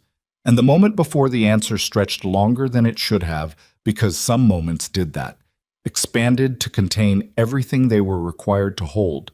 And then his phone lit up with Da-yoon's name, and he looked at it, and looked at Imani, and she nodded once, and he answered it and said the words that could not be taken back, that turned the empire, that opened the door he'd kept closed for 8 years. His voice completely steady in the way that things were steady when the decision was already made, and what remained was only the execution of it. And outside the car, Seoul ran on, and somewhere across the city, Director Wu's phone was ringing with news that the architecture he'd spent months constructing had just inverted itself completely and was now pointing directly at him, and the 5 a.m. clock was ticking. And Imani Brooks sat in the back of a car in a borrowed jacket with her hand in the hand of the most dangerous man she had ever known and felt, underneath all of it. Underneath the exhaustion and the demolished career and the federal case opening and the threat of Wu's operational response still moving toward them through the dark city. The things she had written in the private document at 3 in the morning when she thought no one would ever read it, still true, more true. The truest thing in the car, and possibly the truest thing she had ever written, which was that she had stopped being afraid of him somewhere between the self-defense sessions and the south room and the warmth of his hand. And what she felt instead was something she had no intention of taking back even if the contract expired tomorrow, even if everything else did too, even if the morning brought everything it was promising to bring, which was considerable, which was everything, which was already on its way. The call lasted 6 minutes. Tae-hyun spoke in Korean for most of it, and Imani didn't catch everything, but she caught enough, the formal register shifting into something more direct in the final minute. A name repeated twice that she recognized as the Federal Division's senior investigator from the briefing Da-yoon had relayed through Jin's phone. When he ended the call, he sat for a moment with the phone in his hand and his thumb resting on the dark screen, and she watched him stay with whatever the 6 minutes had cost him before he put the phone in his jacket pocket and looked at her. "It's done," he said. 2 words. The weight of 8 years in them. She didn't say anything. She kept her hand in his and let the silence be what it was. Not empty, not comfortable, simply honest. The silence of something large having moved. Jin received coordinates through his earpiece, and the car changed direction without anyone in the back seat being asked, which was correct, because neither of them was in a position to decide where they were going yet. They were in the position of people who had just restructured everything and needed 30 seconds to let the restructuring settle before the next thing arrived. The next thing arrived in 20. Dayan's voice through Jin's phone. Wu's men left his compound 14 minutes ago. 2 vehicles. They're not going to the house. The house is being monitored by federal assets now. They'll know that. They're going somewhere else. Where? Taehyun said. A pause that lasted 3 seconds and felt like longer. Park Sung-min's building, Da-yoon said. The journalist. Amani's hand tightened around his. He thinks the story still runs if he pressures the source directly, she said. Her voice had the cold clarity that arrived when fear metabolized into something functional. He doesn't know Sung-min already agreed to hold the print edition. He thinks if Sung-min is unavailable by morning, the digital version stands alone and the investigation opens on schedule.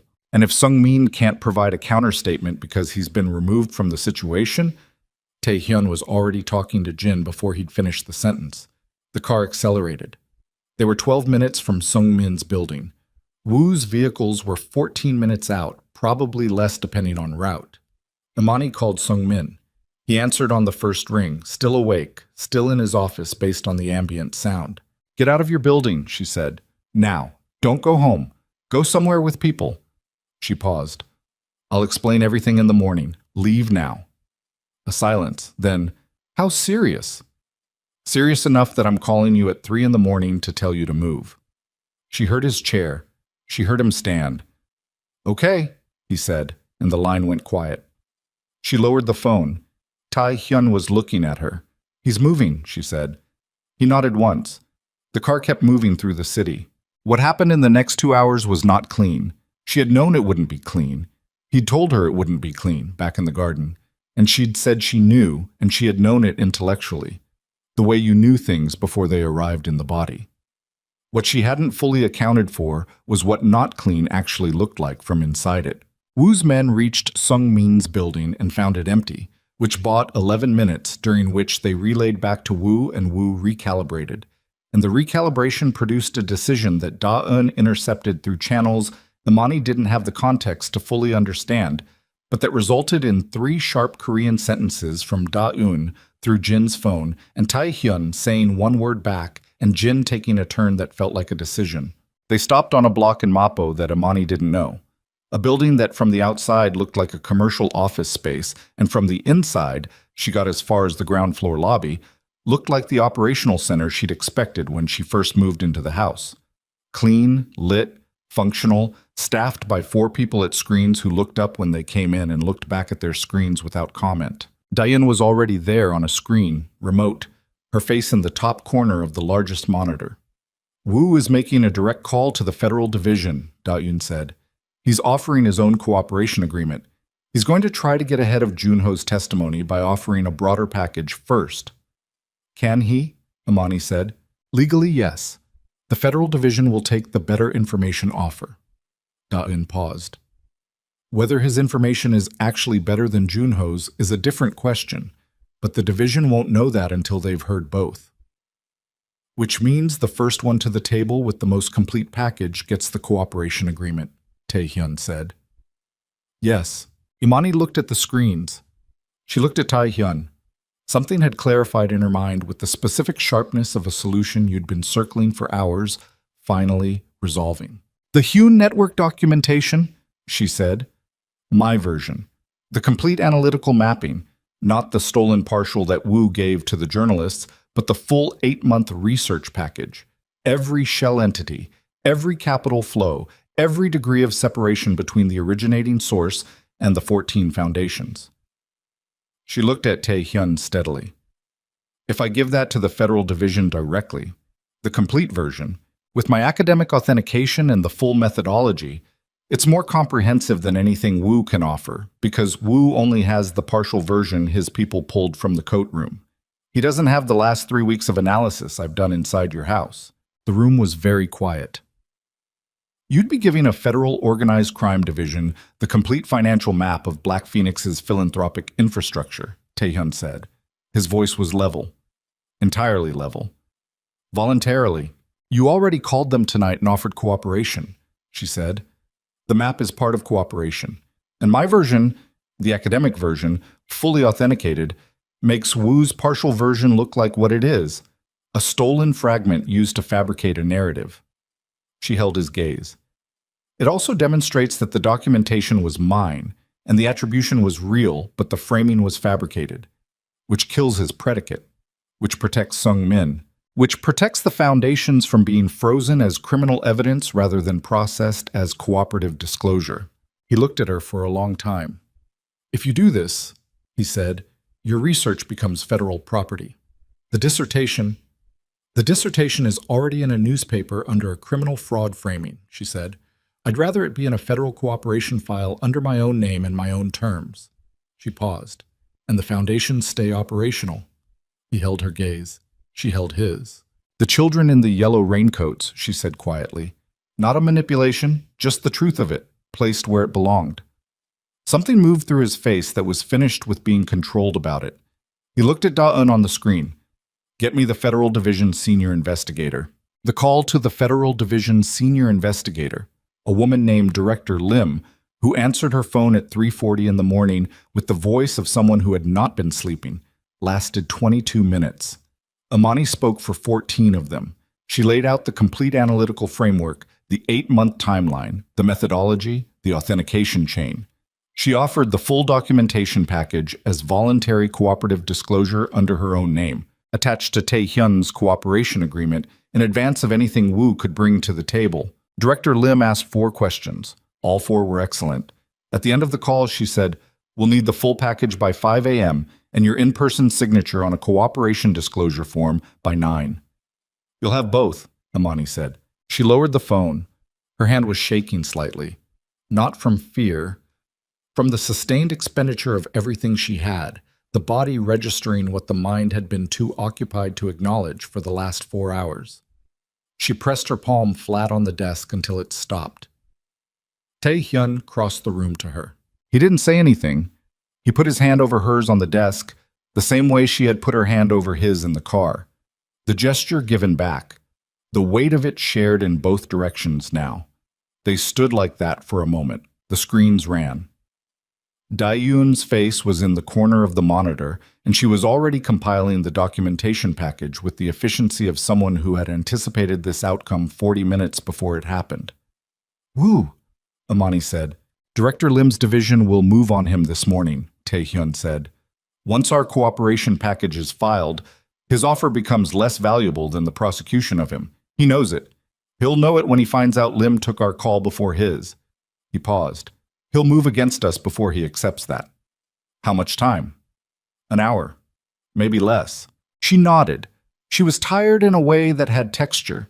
She could feel the specific weight of each hour that had elapsed since the gala, could feel the dress she'd been wearing since 9 p.m., and the borrowed jacket and the pavement outside Huang's building, and the cold air of the car and the warmth of his hand. She was tired, and she was clear, and the two things were coexisting in her the way they sometimes did when you were past the point where exhaustion could blur anything important. Tell me about her, she said. He looked at her. Seo Yeon, she said. Tell me something about her that isn't in the room, something you keep somewhere else. He was quiet for a moment. She thought he might not answer. It was the kind of thing that could go either way, and she wouldn't have pushed it, because some things people needed to keep in the place where they kept things, and she understood that and had told him so. But he answered. She laughed at the wrong moments, he said. His voice was quiet and had no performance in it. Serious scenes, important meetings, moments that required gravity. Something would strike her as absurd and she couldn't hold it. She'd have to leave rooms sometimes. A pause. I spent years trying to cultivate the kind of stillness that held rooms together, and she'd dismantle it in 30 seconds by finding the wrong thing funny. Yes. He stopped. I didn't tell her often enough that it was one of the things I loved most about her. Imani looked at her hands on the desk. You've been still for 8 years, she said. He didn't answer. The answer was in the way he didn't answer. The room was beautifully kept, she said. Everything was cared for. The slippers, the program. She looked up at him. She knew you cared for things. He looked at her with the expression that had no clean name. The things I care for tend to end up in danger, he said. It wasn't self-pity. It was inventory. The plain accounting of what the evidence suggested. Or they end up in federal cooperation agreements at 4 in the morning, she said. Depending on the thing. The corner of his mouth moved. It was the place a smile had been threatening to arrive at for 3 weeks, and had kept stopping just short of, and this time it didn't stop. It arrived, briefly, real, the first completely unguarded thing she'd seen on his face since the night of the gala. It lasted 3 seconds. Then Diane said his name from the screen and it was over, but the 3 seconds had happened and she put them where she kept things. Wu made his move at 4:17. It wasn't men this time. It was a filing. His legal team, operating on his instruction, submitting an emergency injunction to freeze the Hyun Capital partner accounts, pending criminal investigation, routed through a circuit court judge whose name appeared twice in the corruption documentation Tai Hyun had given the deputy commissioner. The judge signed it. The accounts froze at 4:22. Dawson had the freeze notification at 4:23 and was on 3 phones simultaneously at 4:24, and Tae-hyun was reading the injunction document at 4:25, and Imani was looking at the screen showing the 14 foundation accounts locked in legal hold and thinking about everything held inside them. The medical programs and the community centers and the school buildings and the children in yellow raincoats, and feeling something that was not panic, because panic wasn't useful and also was not acceptance, because acceptance of this specific outcome was not something she was prepared to arrive at. The corruption documentation, she said. The deputy commissioner. He needs until morning to process it through the review structure, Dae-eun said. The judge who signed the injunction is protected until the documentation reaches the oversight committee. How long? 9 a.m. at the earliest. The foundations need operating capital by 8, Tae-hyun said. He was looking at the screen with the operational stillness, the mechanism reaching readiness stillness. The Busan Clinic has a supply delivery at 8. The Incheon Community Center has a payroll transfer due. If the accounts are frozen through 9, there's a secondary reserve, Dae-eun said. You established it 4 years ago. It's not under the Hyun structure. A pause. It's under a personal holding registered to an individual named Kong Tae-hyun, which means it's not covered by the injunction against the Hyun network. He looked at the screen. It's your personal capital, Dae-eun said. Not the syndicates. Never was. Imani looked at him. He held the look for a moment. Then he said to Dae-eun, transfer the operating shortfall from the personal reserve to the foundation accounts directly. Document every transfer as personal charitable contribution. Timestamp everything before 5. That puts your personal finances directly in the disclosure record, Dae-eun said. Yes, he said. Do it. Dae-eun did it. Did. At 4:51, with 9 minutes before the documentation deadline, Imani sent the full research package to Director Lim's secure file portal, authenticated under her own academic credentials. With a cover letter she wrote in 11 minutes that was the most precise thing she had ever written. Every word doing exactly what it was there to do. Nothing wasted. The case for her authorship and the fraudulent reframing and the cooperative nature of the disclosure built with the same forensic care she'd brought to 8 months of financial mapping. She sent it and sat back and breathed. Tae-hyun was beside her. He'd been beside her for the last hour in the particular way he was beside things, present without imposing, attentive without performing. He looked at the sent confirmation on the screen. It's enough, he said. Not reassurance, assessment. It's enough, she said. It was enough. Director Lim's division moved on Wu at 6:45 in the morning, 45 minutes before his injunction was scheduled to produce its intended effect. The arrest was not televised. It was not performed. It was the specific quiet efficiency of a federal operation that had been building its case for 4 years and simply finished building it. And the last piece it needed had arrived in a file portal at 4:51 a.m., under an academic's name and credentials. The circuit court judge who had signed the injunction was removed from the bench by 8:15, the corruption documentation having processed through the overnight review structure faster than Da-Un had projected, because the deputy commissioner had apparently decided that 9 a.m. was a more comfortable timeline than his integrity required and had moved at 6. The Hyun accounts unfroze at 8:49. The Busan clinic received its supply delivery at 9:02, 11 minutes late, which the clinic coordinator noted in the delivery log without knowing the 11 minutes had anything behind them. Amani signed the cooperation disclosure form at a federal building in central Seoul at 9:15, seated across a table from Director Lim, who was 53 and had the kind of face that had spent decades making accurate assessments of people and no longer needed much time to do it. She looked at Amani across the table and said, before any formal paperwork began, "Your methodology is exceptional." "Thank you," Amani said. "We'll want to discuss your research access going forward," Director Lim said, "in a formal capacity, with appropriate compensation and legal protection." Amani looked at the table. She thought about her terminated research assistant position and the dissertation that was now embedded in a federal cooperation file and the career she had been building in one direction for 8 years that had just, overnight, become available in a different direction entirely. "I'll need to think about it," she said. "Take your time," Director Lim said, and meant it, and they proceeded to the paperwork. Taehyun was in the federal building's lobby when she came out.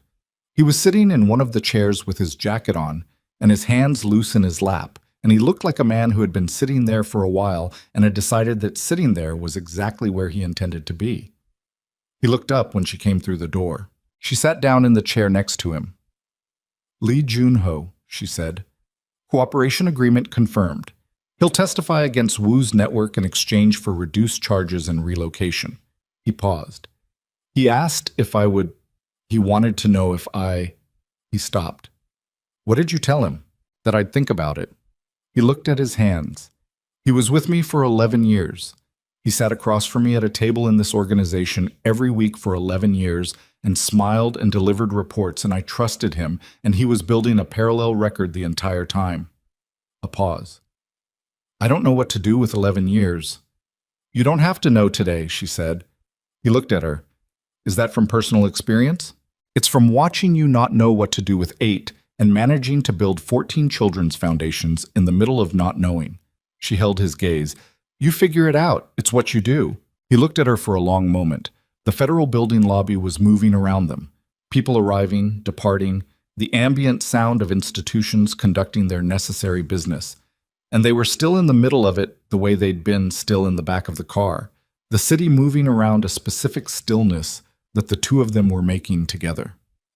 "The contract expires in 9 days, he said. She looked at the lobby floor.